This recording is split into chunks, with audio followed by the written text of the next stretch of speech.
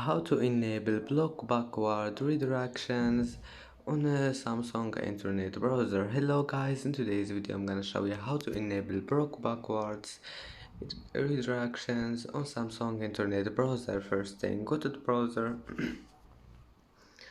and here you will find these three lines here in the bottom corner. Click on it and click settings, and here you will find this one,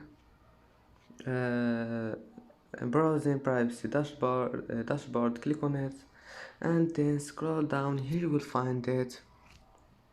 Here you will find block backward redirections. Just click on it, and that's it for today's video. If you like this video, don't forget like and subscribe, and thank you for watching this video until the end, and see you in the next video.